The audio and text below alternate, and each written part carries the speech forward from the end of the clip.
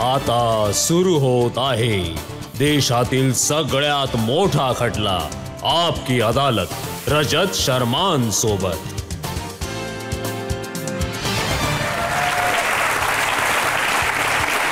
नमस्कार, आपकी अदालत मध्ये तुमचं स्वागत आहे। आपकी अदालत मध्ये आज सादर करूया फिल्म इंडस्ट्री मधले सगळ्यात हँडसम, सगळ्यात सुंदर, सगळ्यात हॉट आणि सगळ्यात फिट सिताऱ्याला। एक असा सितारा ज्याचा फिल्मी दुनियेमध्ये कोणीही गॉडफादर नाहीये, एक असा सितारा ज्याचे कोणतेही कॅम्प नाहीयेत, ज्याने आपल्या कष्टाने, आपल्या जिद्दीने फिल्म इंडस्ट्रीमध्ये आपली जागा बनवली। Please welcome film star John Ibrahim.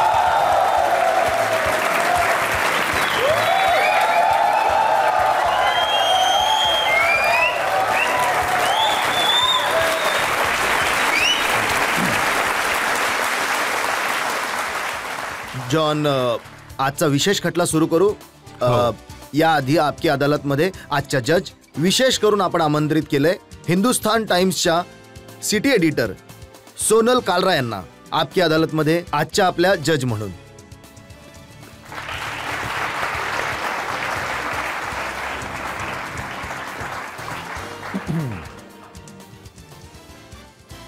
आपकी अदालत मध्ये आजचा खटला सुरू करू याआधी आजच्या जज यांची परवानगी घेऊया आजचा खटला सुरू करण्यासाठी। परवानगी आहे, अदालतची कारवाई सुरू करण्यात यावी। आपकी अदालत मध्ये पहिला आरोप जॉन इब्राहिम यांच्यावर। आपकी अदालत मध्ये फिल्म स्टार जॉन अब्राहम वर आरोप आहे की हे खोटं बोलतात। जॉन, आज इथे खोटं बोलाल की खरं बोलाल? ते तुम्हाला आता कळेलच शोच्या दरम्यान। खरं खरं खरं बोलेन। लहानपणी मी ऐकलंय की तुमची आई तुम्हाला विचारायची तुम्ही कुठे आहात, तर तुम्ही म्हणायचात माझ्या मित्राच्या घरी मी होमवर्क करतोय, आणि खरं तर तुम्ही मुलींबरोबर फिरत असायचात। मी नेहमी जिममध्ये असायचो आणि जिम्नॅशियममध्ये आय वॉज जिमनॅस्ट, आणि मी एक ॲथलीट होतो 100-200 मीटर रेसमध्ये। क्लासमध्ये मी कमी असायचो आणि जास्त जिममध्ये आणि ऑन द फील्ड। तर तिथे बाय चान्स आजूबाजूला मुली असतील तर कदाचित त्यांच्यासोबत मी धावत असायचो। कदाचित नेहमीच नाही, पण कधी पकडले गेलात? हो, नेहमीच। ते तर रेग्युलर होतं माझ्या आयुष्यामध्ये, कारण बाबा मला पकडत होते, आई, सगळे लोक, टीचर्स। कुठे होतास तू? मी तर क्लासमध्येच बसलो होतो।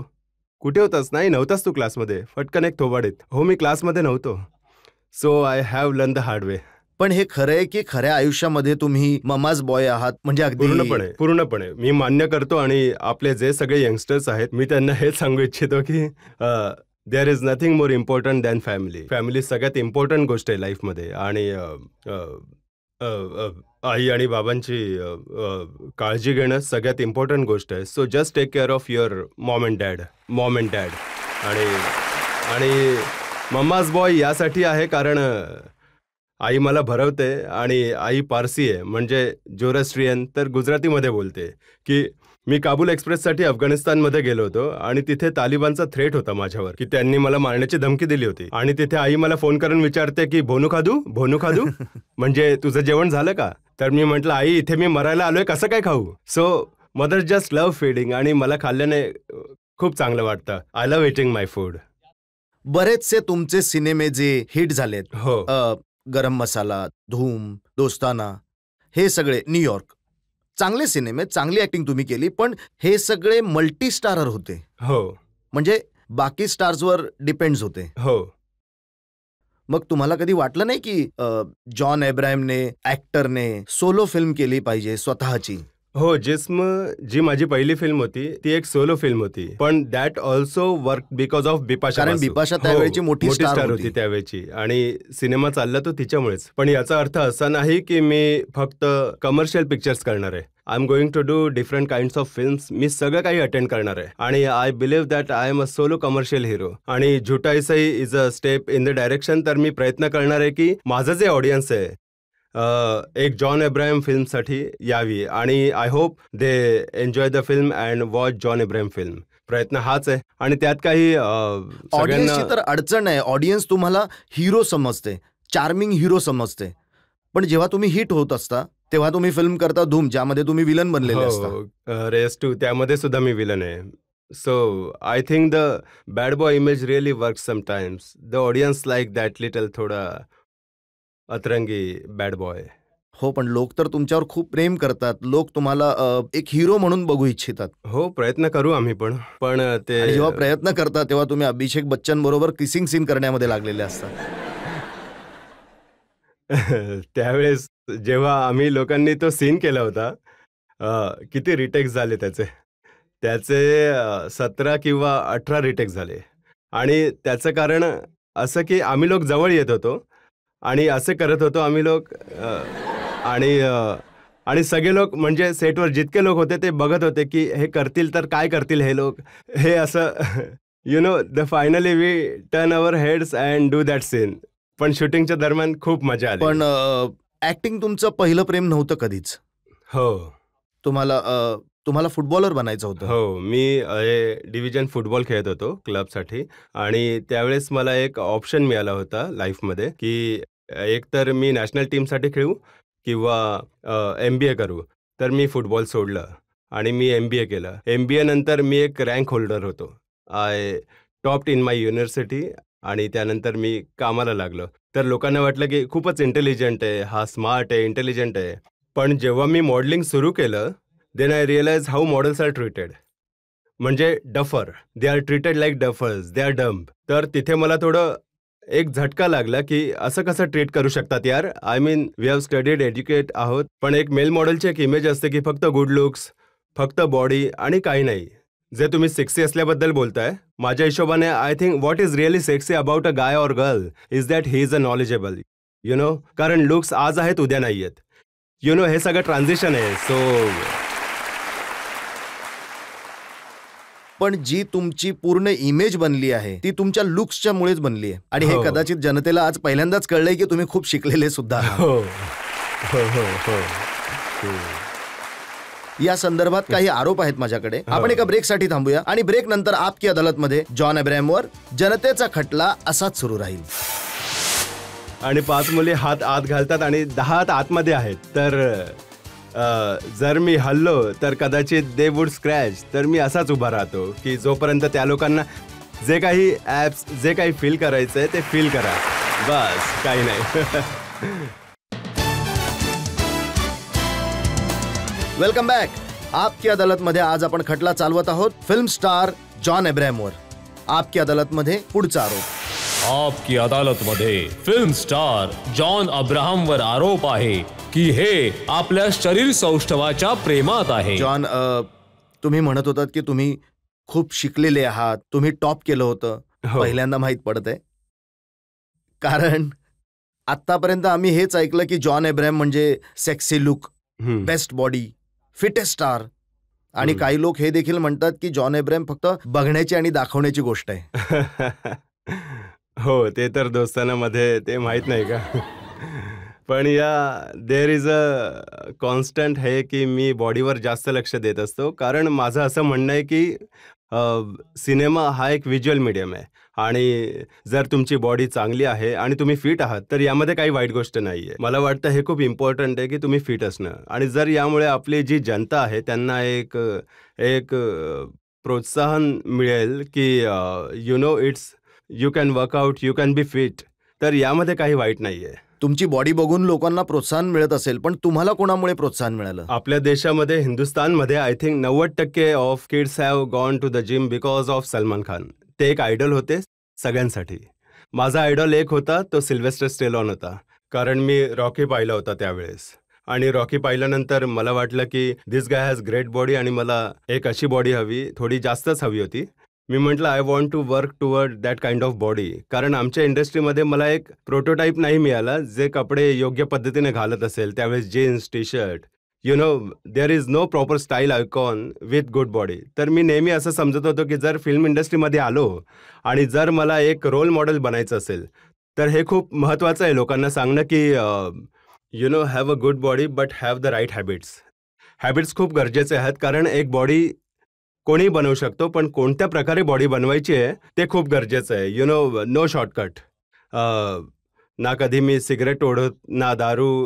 I think this is important things. कोणती मॉरल रिलिजियस किंवा एथिकल गोष्ट नाहीये, पण important to go about it the right way. जर बॉडी बनवायची असेल तर सिगरेट, दारू अशा गोष्टींपासून लांब राहावं लागेल. खाणं नियमानुसार खावं लागेल. डिसिप्लिन मध्ये राहावं लागेल. खूप डिसिप्लिन. खूप बोरिंग आहे लाईफ, खूप बोरिंग आहे. पण आणि खूप बॉडी दाखवायची असेल तर काय करावं लागेल?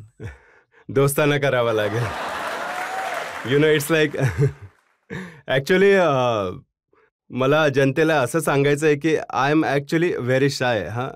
मला बघा दोस्तानामध्ये दोस्तानामध्ये जेव्हा तो एक शॉट आला होता. नाही, आधी जरा हे शाय बद्दल बोलूया. तुम्ही म्हणत होतात की तुम्ही व्हेरी शाय. हो, मी खूपच शाय आहे. कारण मी पाहिलं की सलमान खान फक्त शर्ट काढतात, तुम्ही तर पॅन्ट देखील काढून टाकता.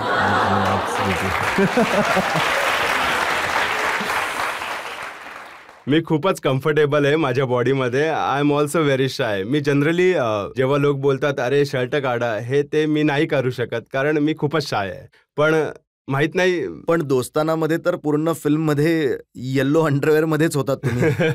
तुम्ही म्हणत आहात की हो, यात खूपच इंटरेस्टिंग गोष्ट आहे. The clothes use to come. Abhishek आणि माझ्यासाठी, अभिषेकसाठी पूर्ण वॉर्डरॉप येत होतं, शर्ट वगैरे. माझ्यासाठी 3 ट्रंक्स यायचे, एक हँगरवर, एक येल्लो, एक रेड आणि एक व्हाईट. आणि मी आफ्टर अ टाइम मी थकून गेलो. मी विचार करून थकून गेलो, मला काहीतरी घाला प्लीज प्लीज प्लीज. पण जेव्हा आम्ही फर्स्ट शॉट घेतला तो पाण्यातून बाहेर येण्याचा होता. At that point of time लोकांना करण जोहर तिथे बसलेले होते. And he said that I will sell the film on this shot, on the shot of you walking out of the water. आणि मी म्हटलं काय मोठी गोष्ट आहे. ते म्हणाले नाही, दिस इज अ शॉट. तर त्यांना एक्झॅक्टली माहित होतं की काय करायचं आहे त्या फिल्मसोबत. आणि त्यानंतर न्यूयॉर्क, हो, त्यामध्ये सुद्धा न्यूड सीन केले, कपडे उतरवून. हो, तो तर that was a torture scene. आणि माझ्या मते तर कबीरला मी विचारलं की should I mean how do you do a torture scene, how are the prisoners torture. तर त्याने म्हटलं की आधी तर त्यांचे कपडे उतरवून टाकत होते, त्यानंतर they put them on ice block, त्यानंतर वॉटर लॉगिन, वॉटर बोर्डिंग ज्याला म्हणतात. So we went through the entire process of going through torture and I want to every step of that. ते खूपच गरजेचं होतं. पण न्यूयॉर्कमध्ये जास्त करून जसं आदित्य चोप्राने मला म्हटलं की जॉन, जर दोस्तानामध्ये जर तुम्हाला बॉडीसाठी मानलं जात होतं तर न्यूयॉर्कमध्ये तुमच्या परफॉर्मन्ससाठी तुम्हाला मानलं जाईल. आणि New York for me is a bigger commercial hit than Dostana, which a lot of people don't know. New York is far bigger commercially. पण न्यूयॉर्कमध्ये जे फोटो होते त्या संदर्भात एक केस सुद्धा झाली होती. दिल्लीच्या न्यायालयाने म्हटलं होतं की असे फोटो पेपरमध्ये छापलेत, असे फोटो काढणाऱ्याला तर जेलमध्ये पाठवलं गेलं पाहिजे. ओ बापरे, हे असं कसं? पण काय कारण आहे की तुम्ही सिनेमांमध्ये बिना कपड्यांचे दिसून येता? खूप गरमी आहे.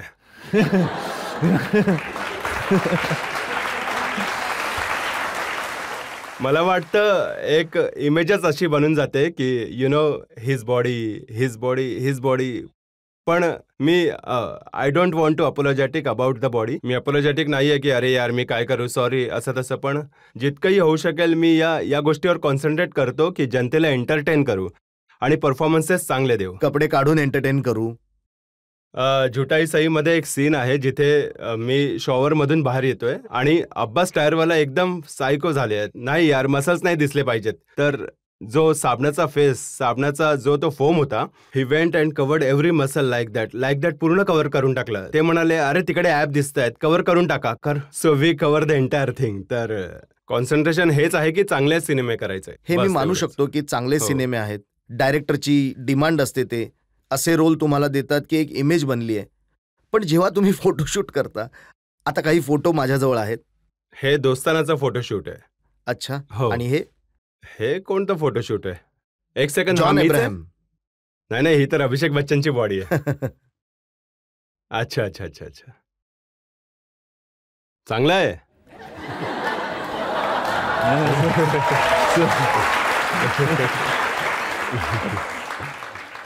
प्रत्येक थोड्या दिवसांनी आम्ही कोणत्या तरी मॅगझिनमध्ये तुमचे फोटोज पाहतो, ज्यामध्ये कपडे आणखी कमी होत असतात.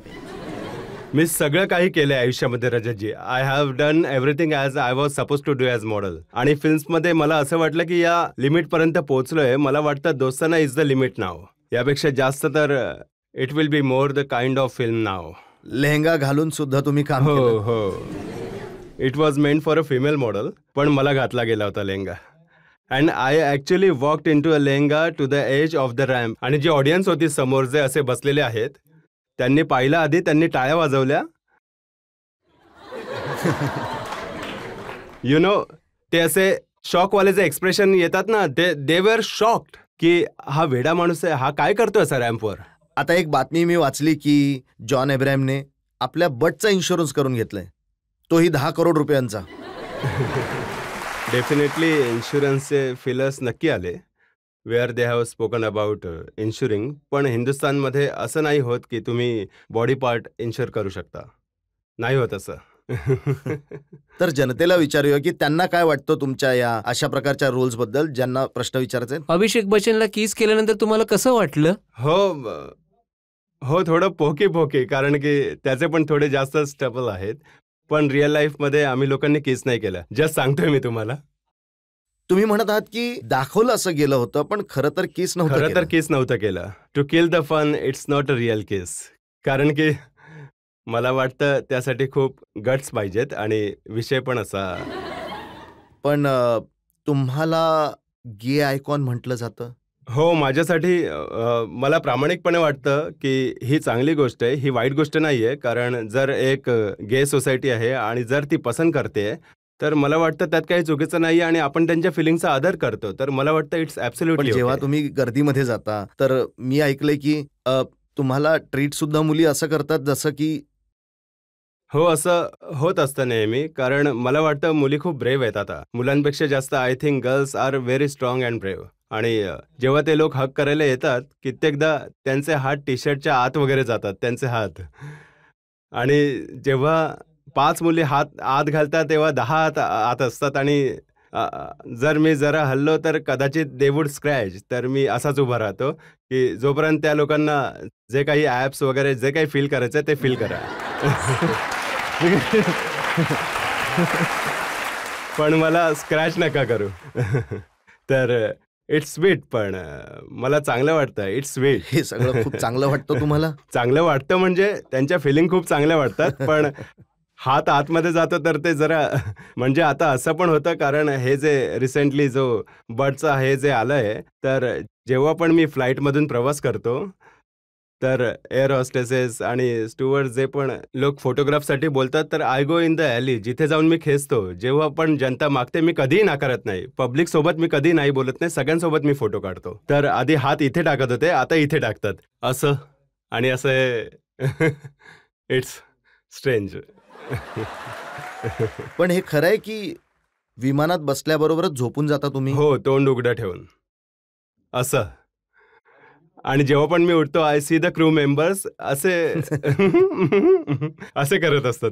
कारण माझं पूर्ण ब्लॉकेज आहे इथे नाकामध्ये. I have got a 90% block across both side. So I breathe through my mouth, तोंड उघडं ठेवून. तर it's very funny side date. जर फिल्म बघायला गेलात बरोबर, तर तेव्हाही तुम्ही झोपून जाता. हो, नेहमीच. 90% फिल्म जेव्हा बघायला जातो, फिल्मच्या सुरुवातीला मी असा बसलेलो असतो. मला खायची खूप गरज असते, तर मी पॉपकॉर्न जे पण थोडे कॉर्न घेऊन येतो, थोडं खाऊन घेतो आणि त्यानंतर जशी फिल्म सुरू होते, असा झोपून जातो. आणि शेवटी काय झालं फिल्ममध्ये? आणि बाहेर येतो, जर मित्रांनी विचारलं कशी वाटली फिल्म, मी म्हणतो सुपरहिट. काय फिल्म होती, आउटस्टँडिंग, असं मी काहीतरी बोलून. सर, एका प्रश्नाचं उत्तर द्या. म्हणतात की माणूस कधी पहिलं प्रेम कधीच नाही विसरत.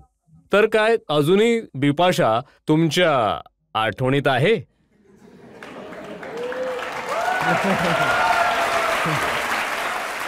सर, प्लीज खरं सांगा, खोटं नका सांगू. हो, नक्कीच. बिपाशा डेफिनेटली माझ्यासाठी खूप स्पेशल आहे. कारण रिलेशनशिप राहो ना राहो आयुष्यात, पण ज्या प्रकारे बिपाशाने मला सपोर्ट केला आहे इंडस्ट्रीमध्ये, आणि she is been very solid figure for me. तर मी बिपाशावर डेफिनेटली प्रेम तर करतो, पण त्यापेक्षा जास्त रिस्पेक्ट आहे. म्हणजे Bipasha, she is woman full of dignity, आणि तिने जी आपली डिग्निटी आहे ती मेंटेन केली आहे. आणि मी त्यासाठी तिचा खूप रिस्पेक्ट करतो. कारण ती एक मिडल क्लास अपब्रिंगिंगमधून आली आहे माझ्यासारखी, आणि तिने खरंच स्वतःला खूप सुंदररित्या मेंटेन ठेवलं आहे. तर मला हेच सांगायचं आहे की एका स्त्रीची रिस्पेक्ट करणं खूप गरजेचं आहे. कारण love is temporary, love will come and go, but respect is permanent. So I will always respect Bipasha बसू बिकॉज शी इज सुपर. हो, थँक्यू. आपण एका ब्रेकसाठी थांबूया आणि ब्रेक नंतर आपकी अदालत मध्ये जॉन अब्राहमला विचारूया त्यांच्या त्या नात्याबद्दल ज्याच्याबद्दल सगळ्यांना जाणून घ्यायचंय. हे घड्याळ मी यासाठी घातलंय कारण की मी तुमच्या शो साठी येत होतो, आणि बूट पण कारण की मी नेहमी चप्पल घालतो आणि घड्याळ नाही घालत. तर this is a form of dressing. मला कपडे घालायचे आहेत नीट आणि व्यवस्थित. I am coming on Rajat Sharma show Aapki Adalat, तर कपडे घालून आलोय मी. आपकी अदालत मध्ये आज आपले पाहुणे आहेत फिल्म स्टार जॉन अब्राहम. आपकी अदालत मध्ये पुढचा आरोप. आपकी अदालत मध्ये फिल्म स्टार जॉन अब्राहम यांच्यावर आरोप आहे की हे आता स्वार्थी झाले आहेत. जॉन, हा माझा आरोप नाहीये. हे एका इंटरव्ह्यू मध्ये मी वाचलं. तुम्ही म्हटले की आता मी कोल्ड आणि सेल्फिश झालोय, आता माझं जास्त लक्ष माझ्या करिअरवर आहे. हो, हा आरोप बऱ्यापैकी खरा आहे. आणि खरं तर यात दोषी पार्टी मी आहे. तर माझ्या मते माझ्या बाजूने असं अनेकदा झालंय की फॅमिलीसाठी माझ्याजवळ इतका वेळ कधीच नव्हता. कारण मी माझ्या करिअरच्या प्रेमात आहे. मी एकदम प्रेमात आहे की मला कोणती फिल्म करायची आहे. दररोज मी स्क्रिप्ट वाचतो, त्यानंतर मी बसून विचार करतो, त्यानंतर प्रोड्युसरला भेटतो, त्यानंतर करेक्शन्स करतो. तर जेव्हा मी झोपतो 3 वाजलेले असतात, जेव्हा मी उठतो 6 वाजले असतात. तर I hardly sleep. I am just concentrating on my work. मी पैसे ठेवत नाही पाकिटात. आणि हे घड्याळ मी यासाठी घातलंय कारण मी तुमच्या शोमध्ये येतोय. आणि बूट पण कारण मी नेहमी चप्पल घालतो आणि घड्याळ नाही घालत. तर this is the form of dressing की मला कपडे घालायचे आहेत नीट आणि व्यवस्थित. कारण I am coming on Rajat Sharma show Aapki Adalat, तर कपडे घालून आलोय मी. पण खिशामध्ये नेहमी पैसे नाही राहत. माझ्यासोबत जे काम करतात चिरंजीव म्हणून, ते माझे ड्रायव्हर आहेत आणि असिस्टंट पण आहेत. सगळं काही वन स्टॉप शॉप आहेत.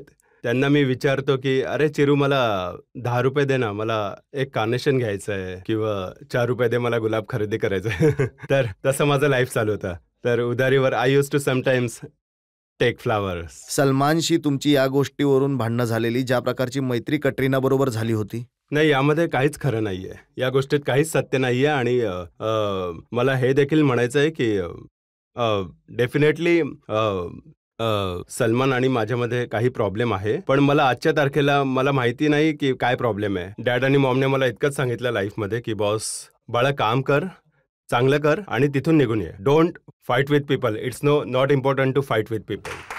तर मग सलमान खान आपकी अदालतमध्ये जेव्हा आले होते तेव्हा अच्छा. तुमचा उल्लेख झाला होता. ओके. त्यांनी म्हटलं की जॉन अब्राहमने कटरीनाला एका फिल्ममधून काढायला लावलं होतं. अच्छा. आणि त्यानंतर ही तक्रार सुरू झाली. हो, ते माझ्या लक्षात आहे. I think that was a part of the reason. त्या फिल्मचं नाव होतं साया. आणि साया जेव्हा आम्ही लोक शूट करत होतो आणि जिस्म रिलीज नव्हती झाली, आय वॉज अ न्यू कमर. आणि आजच्या तारखेला पण, आणि त्यावेळेस सुद्धा, डेफिनेटली त्यावेळेसही मी कधी हे रिकमेंड नव्हतो करत माझ्या डायरेक्टर्सना, माझ्या प्रोड्युसर्सना की हिरोईनला काढा, हिरोईनला ठेवा फिल्ममध्ये. I didn't even know what was happening. मी स्वतःबद्दल विचार करत होतो की मी स्वतःला कसं हँडल. त्यावेळेस तुमची इतकी ताकद नव्हती. आणि आज जेव्हा ताकद थोडीफार आहे, मी हे नाही करत, मी कोणत्या हिरोईनला रिकमेंड नाही करत किंवा कोणत्या हिरोईनला माझ्या फिल्ममधून नाही काढायला लावत. I don't do this as a principle. I follow my director. तर त्यावेळेस असं झालं होतं की कॅटरीना होती एका शॉटमध्ये, आणि त्याच्यानंतर जेव्हा मी दुसऱ्या दिवशी सेटवर गेलो तर ती तिथे नव्हती. तर मी माझ्या प्रोड्युसर आणि डायरेक्टरला विचारलं की ती मुलगी होती ती कुठे गेली. तर त्यांनी म्हटलं की त्यांनी रिप्लेस केलं. आता जेव्हा हा तुमचा जो लास्ट एपिसोड झाला होता त्यामध्ये माहीत पडलं की that's one of the reason. तर मी पण ॲक्च्युली शॉक होऊन जातो, अरे या कारणामुळे झालं, नाही या कारणामुळे झालं, कारण मला त्याचं रिझनसुद्धा माहीत नाही. तर I think that completely untrue. मी कधी कोणालाच रिकमेंड नाही करत. आणि डेफिनेटली मी सगळ्यांचा रिस्पेक्ट करतो. आणि I don't think it you can play with someone's career. तर मी कोणालाही फिल्ममधून नाही काढणार. That is for sure. I think you have to be very sensitive. कारण ज्या प्रकारे मी या इंडस्ट्रीत आलो, तर मी कॅटरीनाला किंवा कोणालाही रिस्पेक्ट देतो. कारण त्यांनी जो काही स्ट्रगल केला इथपर्यंत पोहोचण्यासाठी, तो सोपी गोष्ट नाही आहे ती. It's very difficult. आणि जर एक हिरो म्हटलं की अरे मला ही हिरोईन पाहिजे, मला ती हिरोईन नाही पाहिजे, I don't think that's done. It's not fair. सलमानने असं देखील म्हटलंय की जेव्हा न्यूयॉर्कमध्ये तुम्हाला त्यांच्याबरोबर काम करायचं होतं त्यावेळेस कॅटरीना खूप मोठी स्टार झाली होती आणि सलमानने म्हटलं की मी आणि कटरीनाने मिळून हे ठरवलं की यामध्ये जॉनला काम करू देऊया. थँक्यू. नाही, कॅटरीना खूप मोठी स्टार आहे and I wish her all the best. आणि मी आभार प्रदर्शन करू इच्छितो की त्यांच्या कारणामुळे मला कबीर खानला आणि सगळ्यांना एक हिट मिळाली आहे. Thank you so much. थँक्यू. पण हे समजत नाहीये की ज्या हिरोईन बरोबर तुम्ही काम करता, भले कटरीना असो विद्या बालन असो, त्यांच्याबरोबर तुमचे किस्से सुरू होतात. ते नेहमीच माहीत नाही, हे फिल्मचं हे जे पब्लिसिटीचं जे काही आहे माहीत नाही, पण I don't know, there is always been a rumour with every heroine. म्हणतात की पहिल्या फिल्म मध्येच याने आपलं प्रकरण सुरू केलं आणि त्यानंतर प्रत्येक फिल्म मध्ये नवीन प्रकरण चालूच.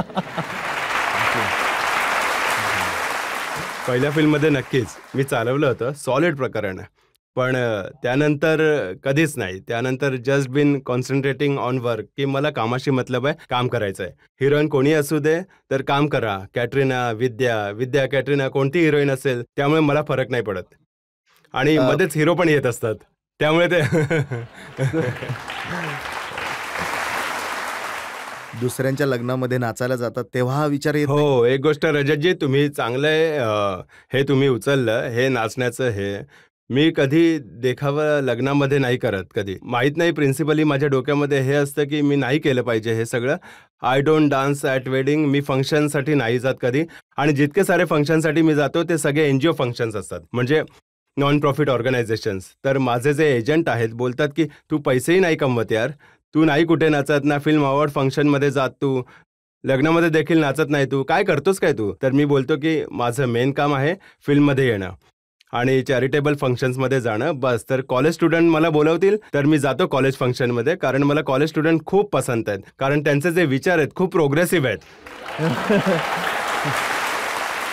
आणि Maugham works for make a wish foundation, ते कॅन्सर संबंधित आहे. तर जेव्हा पण मेक अ विशमध्ये हे होतं की एक कॅन्सर मुलाची एखादी इच्छा असते की he want to meet this star or this actress or someone, आणि जेव्हा कोणी नाही मिळत तर मी डबल अप करून जातो. तर मॉम्स कॉल्स मी सेईंग, अरे आज हे ॲक्टर नाही आले, तू ये जरा. तर मग मी जातो फोटो काढण्यासाठी, कारण मला ते करायला आवडतं. आणि आठवड्यात कदाचित 3 वेळा आम्ही लोक 200-300 कुत्र्यांना खायला घालतो रस्त्यावर. तर ती आईची सवय आहे, ती गेली नाही अजून. 25 वर्षापासून हेच करते. लग्नामध्ये कमर्शियली जाण्याबद्दल बोलत नाहीये मी. अच्छा, मी म्हणत होतो की जेव्हा तुम्ही धोनीच्या लग्नामध्ये गेला होतात. हो, तिथे खूप नाचलो मी. खूप खूप मजा केली. आणि धोनीने न्यूज चॅनलला अलाउड तर केलं नव्हतं, पण बातम्या अशा मिळत होत्या की सगळ्यात जास्त आनंदात कोण नाचला असेल तर तो जॉन अब्राहम होता. हो, मी कारण की तिथे गर्दी खूप कमी होती, मी थोडा फ्री पण होतो, तर I just enjoy. I had great time. खूप मजा आली त्याच्या लग्नात. एक मोठे क्रिकेटर आहेत, खूप चांगले मित्र आहेत धोनीचे. त्यांना धोनी साहेबांनी आपल्या लग्नामध्ये नाही बोलवलं, तर ते विचारत होते. त्यांनी मला म्हटलं की हा जॉन अब्राहम का त्याचा काका लागतो की त्याला बोलवलं त्याने आणि मला नाही. हो, धोनी आणि माझ्या व्हॅल्यूज खूप सिमिलर आहेत. तो रांचीचा मुलगा आहे आणि तो खूपच साधा मुलगा आहे. He is a very straight boy.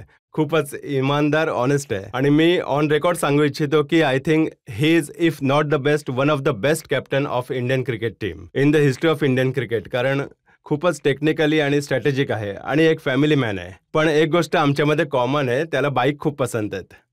He loves motorcycles, आणि त्याच्याकडे 29 मोटरसायकल्स आहेत आणि माझ्याकडे फक्त 4. तर तुमच्याकडे 4 मोटर बाईक्स आहेत. हो. पण तुम्ही ज्या गाड्या चालवता त्या अगदी साधारण. हो, मी जिप्सी चालवतो, मारुती जिप्सी. तर जेव्हा मी जिप्सी खरेदी करायला गेलो होतो तेव्हा तो जो विकणारा होता त्याने म्हटलं की is this for your security? तर मी म्हटलं नाही, हे माझ्यासाठी आहे, कारण मला कोणत्या गोष्टीची सिक्युरिटी पाहिजे. मी तर खूपच तर ती जी यासाठी मी खरेदी केली, कारण की डॅडने पहिल्यांदा जिप्सी बुक केली होती when I was really young, in first standard, second standard. डॅडचा जो बुकिंग नंबर होता that was booking number 1 on the Gypsy. तेव्हा त्यावेळेस he got cheated by his partner. पैसे नव्हते आमच्या घरामध्ये आणि आम्ही नाही घेऊ शकलो जिप्सी. तर ती जिप्सी एक फर्स्ट गर्लफ्रेंड सारखी बनून जाते. You know the first crush in your life, की मला तीच पाहिजे. आणि जितक्या साऱ्या गाड्या आहेत इथे I love your car, it's beautiful. पण माझी गाडी खूप बेसिक आहे. कंबर दुखते थोडी, पण नाहीच. तो रफ व्हील पण येतो.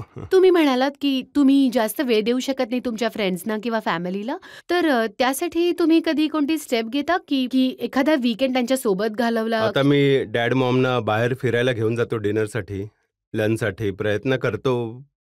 पण माझे पॅरेंट्स इतके सिम्पल माइंडेड आहेत की मी डॅडला एक गाडी दिली बर्थडेसाठी. I gave him Honda Civic. पण अजूनही डॅड बसमधून जातात, मॉम ट्रेनमधून जाते आणि भाऊ ऑटो रिक्षामधून. आणि जास्त करून मी जेव्हाही जिमला जातो, आजूबाजूला जातो, I take a auto rickshaw. तर आम्ही लोक खूपच बेसिक पद्धतीने आम्ही लोक ट्रॅव्हल करतो. कारण एक जी लाईफस्टाईल आहे ना आमची, ती चेंज नाही करायची आम्हा लोकांना. तर ज्या प्रकारे आम्ही लोक होतो आधी is a family, we want to still life that way. असं नाही की थोडे जास्त पैसे यायला लागले तर आम्ही लोकांनी की अशा प्रकारे आम्ही जगलं पाहिजे. You know, that's very important.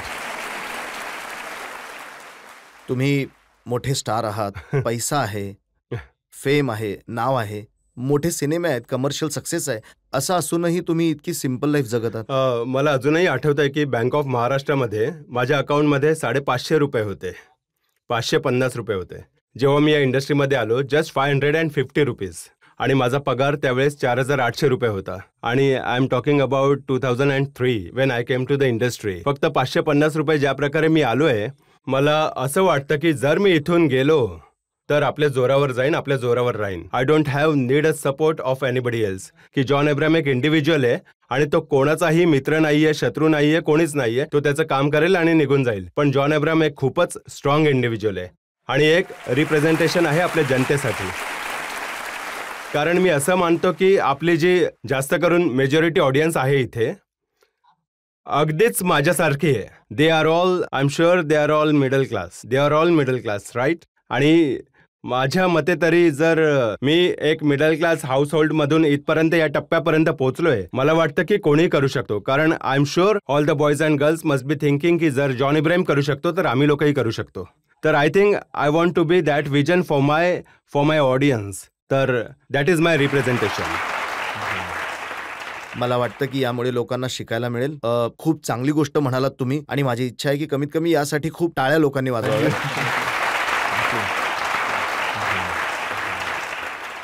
आणि माझं जे काम आहे तुमच्यावर आरोप लावण्याचं आहे. तर एक ब्रेक आपण घेऊया आणि ब्रेक नंतर आपकी अदालतमध्ये जॉन अब्राहमवर जनतेच्या वतीने आणखी एक आरोप. शाहरुख आणि अक्षय नंतर जे 25 वर्ष आधी आले की मी एकमेव असा ऍक्टर आहे इंडस्ट्रीमध्ये ज्याचा कोणी बॅकिंग नाहीये. Welcome back. आपकी अदालतमध्ये आज आपण खटला चालवत आहोत, आरोप लावत आहोत, स्पष्टीकरण मागत आहोत फिल्म स्टार जॉन अब्राहमकडून. आपकी अदालतमध्ये पुढचा आरोप. आपकी अदालतमध्ये फिल्म स्टार जॉन अब्राहमवर आरोप आहे की हे आपला जीव धोक्यात घालतात. जॉन, जेव्हा तुमच्याबद्दल मी वाचत होतो तेव्हा असं कळलं की तुमच्या एल्बोजवर आणि तुमच्या शेन स्प्लिंट्समध्ये जिममध्ये मार लागला होता. हो. तुमची खूप हाडं तुटलेली आहेत. हो. लेफ्ट फूट ऍक्सिडेंटमध्ये जखमी झाला होता. हो. फ्रंट फूट कोणत्या वेगळ्या अपघातात तुटला होता. एवढा मार खाऊन काय सिद्ध करायचंय तुम्हाला? हो. आधी तर जेव्हा पण मी फिल्म इंडस्ट्रीमध्ये आलो त्यावेळेस पहिली फिल्म जी होती बच्चन साहेबांसोबत होती. It was a film call एतबार विच रिलीज 4th, जी चालली नाही व्यवस्थित. पण त्यावेळेस I had broken my left arm. तर इथे पूर्ण तुटलेलं होतं. तर मी गाडी स्वतः चालवत होतो त्यावेळेस, टाटा सियारा. आणि मी गिअर असा चेंज करत होतो आणि असा चालवत होतो. तर त्यावेळेस हे पूर्ण इथपर्यंत तुटलं गेलं. तर त्यावेळेस बच्चन साहेबांच्या तारखा खूपच गरजेच्या होत्या आणि अजूनही आहेत. तर when Amitabh Bachchan comes to shoot you have to be there. तर कास्टशिवाय एक रिमूव्हेबल कास्ट घालून मी काम करत होतो. तर शॉटच्या आधी तो कास्ट काढून टाकायचा, काम करायचं आणि पुन्हा लावायचं आणि आईस पॅक लावायचा. तर त्यावेळेस मला वाटतं की I think I am a slightly accident prone. आणि त्यानंतर मला वाटलं की जसं मी फिल्म करत राहिलो धूममध्ये आणि हुक या क्रूकमध्ये आणि खूप साऱ्या फिल्ममध्ये, एक बाईक ॲक्सिडेंटमध्ये 2006मध्ये जेव्हा मी बाईकवरून पडलो तेव्हा माझा पूर्ण जो लेफ्ट फूट होता बाईकचा पेग पूर्ण इथून गेला आणि इथून बाहेर आला. पण आय डोंट नो, माहीत नाही का मला चांगलं वाटलं हे स्टंट्स करणं. मला खूप चांगलं वाटतं. I just enjoy it. जर मला कोणी म्हटलं की तू जसं न्यूयॉर्कच्या क्लायमॅक्समध्ये एक 50 माळ्याच्या बिल्डिंगवरून मी खाली येतोय, तर हा स्टंट इझिली असा स्टुडिओमध्ये होऊ शकत होता, एक ग्रीन मॅट लावून. पण मी माझ्या डिरेक्टरला म्हटलं की कबीर, तुम्हाला जो शॉट मिळेल तो चांगला इथून मिळेल. तर त्याने म्हटलं हो हो, तो तर डायरेक्टर आहे, बोलेलच हो मला इथून चांगला शॉट मिळेल हो. तर मी म्हटलं ठीक आहे, I will go down for you. तर जेव्हा मी खाली जात होतो, जेव्हा मी सेकंड म्हणजे 48 फ्लोअरपर्यंत पोहोचलो, तेव्हा तो विंडो क्लिनिंगवाल्याने मला म्हटलं की तू पुन्हा वर नाही येऊ शकत, तुला ग्राउंड फ्लोअरपर्यंत जायचंय, कारण याचा जो कॅरिबियन आहे तो एकाच दिशेने जातो. तर मी म्हटलं ठीक आहे.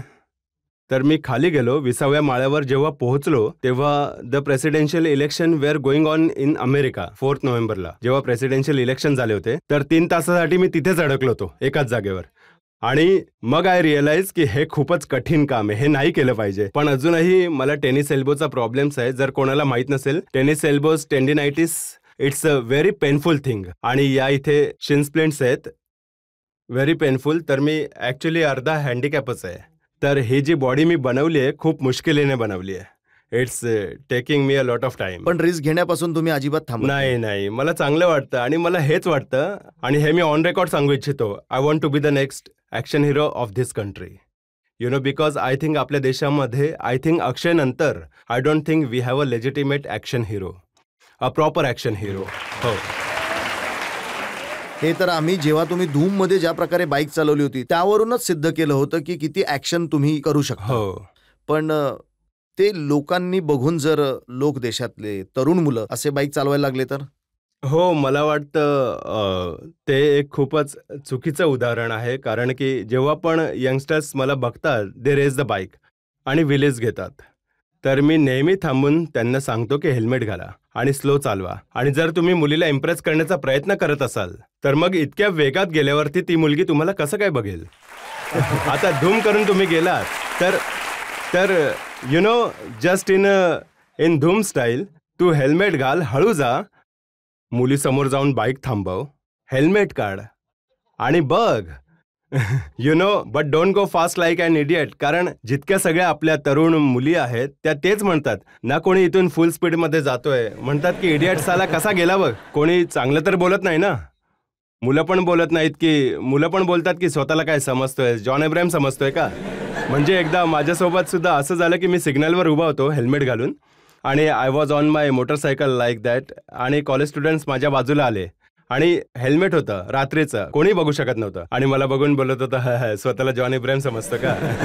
आणि तर आधी मी विचार केला की हेल्मेट काढू, काय करू. मी म्हटलं नाही नाही, ही खूप चांगली गोष्ट आहे, हेल्मेट घालूनच ठेवलं पाहिजे. तर मला स्टंट करणं खूप चांगलं वाटतं, स्टंट करणं एन्जॉय करतो. पण मला वाटतं आमच्यासाठी खूप साऱ्या सेफ्टी मेजर्स असतात जे आम्हाला फिल्म इंडस्ट्रीमध्ये मिळतात, जे रिअल लाईफमध्ये नाही मिळत. यामुळे खूप सारे ॲक्सिडेंट होत असतात. सो प्लीज हळू चालवा guys, no point in going fast and showing off. काही नाही होणार. You are only troubling your parents again at home. Don't trouble your parents. पण तुमचे पॅरेंट्स ट्रबल नाही होणार जेव्हा तुम्ही अवकाशात जाल? मी ऐकलंय तुमचं स्वप्न आहे की तुम्हाला अवकाशामध्ये जायचंय. It sound crazy but I want to go on the moon. माझी इच्छा आहे की मी I get out and see the earth from outside. You know, जसं आपले विंग कमांडर राकेश शर्माने म्हटलं, सारे जहाँ से अच्छा हिंदुस्तान हमारा, you know, see from out. जितके तुम्ही डेअर डेव्हिल, जितके तुम्ही स्टंट करणारे दिसता, पण मी ऐकलंय की इमोशनल सुद्धा तेवढेच आहात. जास्तच, थोडं जास्तच इमोशनल. छोट्या गोष्टींवरूनही तुमच्या डोळ्यात पाणी यायला लागतं. खूप इमोशनल आहे, कारण आई पण अशीच आहे. आणि आमच्या लाईफमध्ये दररोज आम्ही मुलांना बघत असतो जे टर्मिनली इल आहेत, त्यांना कॅन्सर आहे. आणि आधी आई रडत होती, पण आता आई खूपच स्ट्रॉंग आहे. आणि जेव्हा मी जातो, माझ्याने कंट्रोल नाही होत, कारण they are 6 years old and 7 years old, आणि ते लोक स्माईल करत आहेत आणि मागून त्यांचे पॅरेंट्स रडत आहेत, कारण त्यांना माहीतही नाही आहे त्यांच्याकडे फक्त 6 महिने ते 8 महिने आहेत. So I am little weak that way. मी खूप स्ट्रॉंग नाही आहे. आणि जर कोणी प्राण्याला मारलं किंवा कोणी प्राणी असा पडलेला असेल, I don't like it. And home for the aged जिथे आई जाते, होम फॉर द एजेड जिथे you know it's like old age home, जिथे तरुण मुलं, जसे आपले तरुण मुलं आपल्या पालकांना घेऊन तिथे येत असतात की मॉम डॅड आम्ही उद्या येऊन तुम्हाला परत घेऊन जाऊ, आणि कधीच नाही येत. So and this is happening in India. हे जे वेस्टर्न कल्चरबद्दल आपण जे लोक बोलतो ना, हे हिंदुस्थानमध्ये होत आहे, आणि ते खूपच डेंजरस प्रेसिडेंट आहे, कारण we are known to be family people, you know, and this is what happening. कारण खूप साऱ्या न्यूक्लिअर फॅमिलीज झाल्या तिथे. जॉन, जितक्या लोकांबद्दल तुम्ही म्हटलं की अभिषेक, ऋतिक, हे सगळे ते स्टार्स आहेत ज्यांच्या परिवारामध्ये हो ऍक्टिंग त्यांच्या रक्तामध्ये. तुम्हाला नाही वाटत की तुम्ही फक्त एकटेच आला आहात तिथे इतक्या मोठ्या जंगलामध्ये? हो, ही गोष्ट ॲक्च्युली मला कालच कोणीतरी म्हटलं की शाहरुख आणि अक्षय नंतर जे 25 वर्ष आधी आले की मी एकच एकमेव असा ॲक्टर आहे इंडस्ट्रीमध्ये ज्याचा कोणी बॅकिंग नाही आहे. तोपर्यंत मला ॲक्च्युली रिअलाईज देखील झालं नाही की I am here by myself. तर माझ्यासाठी जसं तुम्ही म्हटलं, बरोबर म्हटलं की the sustenance is a little difficult. तुम्हाला तुमचं सस्टेन करायचं आहे. मला नेहमी प्रत्येक पावलावर मला स्वतःला सिद्ध करायचं आहे की अच्छा, जॉन इब्राहिमने धूम चांगली केली, अच्छा ठीक आहे बघूया. गरम मसाला ठीक आहे.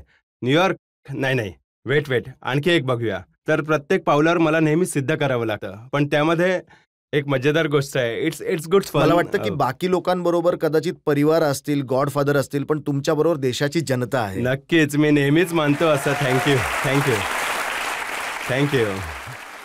मी हेच मानतो की दी ऑडियन्स इज माय गॉडफादर. कारण इट्स अनबिलिव्हेबल जो सपोर्ट मला ऑडियन्सकडून मिळाला आहे. It's outstanding. It's like salute you guys. Thank you so much. So John, तुम्ही प्रत्येक प्रश्नाचं अगदी स्पष्टपणे बेधडकपणे उत्तरं दिली. आपण एका ब्रेकसाठी थांबूया आणि ब्रेक नंतर आपकी अदालतमध्ये ऐकूया आपल्या जजचा निर्णय.